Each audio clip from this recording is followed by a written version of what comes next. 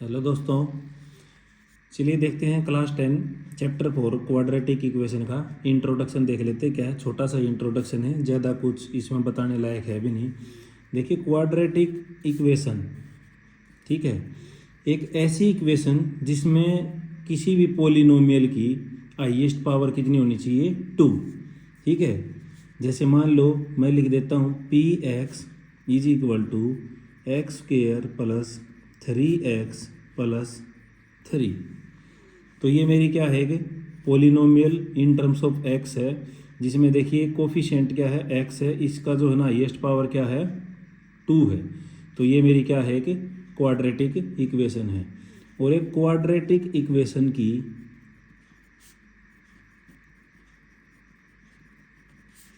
Standard form क्या होती है?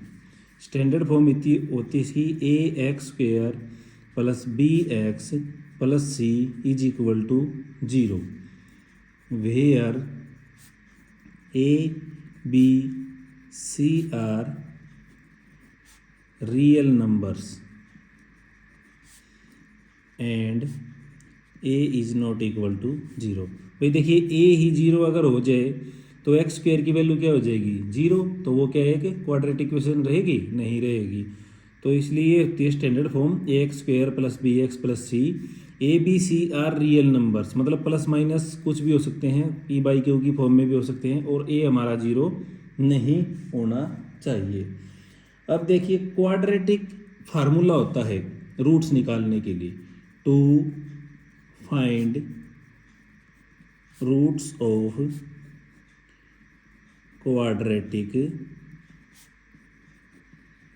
इक्वेशन। एक क्वाड्रेटिक फार्मूला होता है,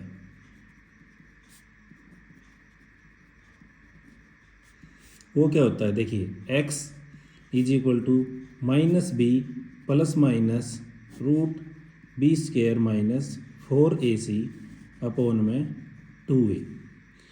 इस फार्मूले से हम रूट्स निकाल सकते हैं, ठीक है। लेकिन कंडीशन क्या रहती है कि जो हमारा बी स्क्वेयर माइनस 4ac है ना, वो हमारा क्या है, बी स्क्वेयर माइनस 4ac, ये जो है ना 0 से बड़ा होना चाहिए या फिर 0 होना चाहिए, ठीक है। ये कंडीशन होती है भाई, ठीक। अब इसमें जो है ना नेचर ऑफ रूट्स होता है,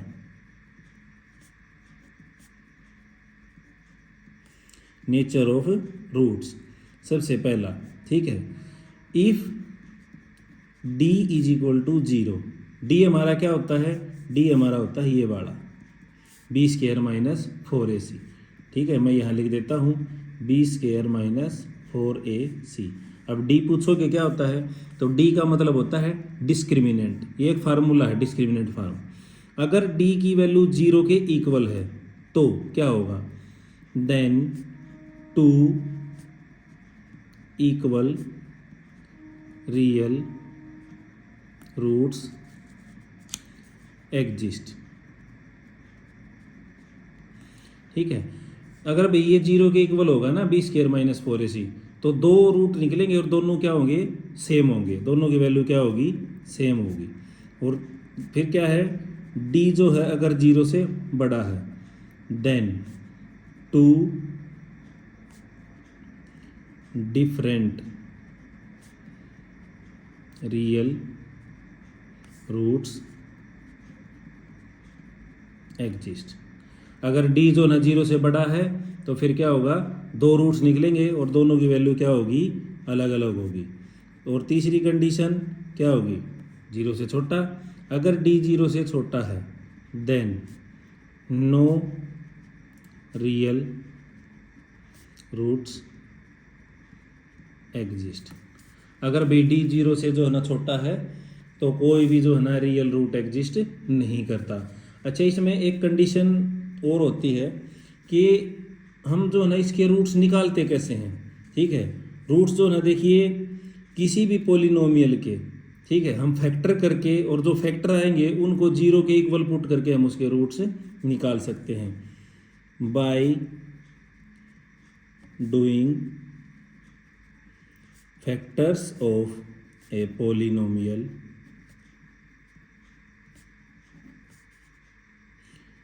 where द हाईएस्ट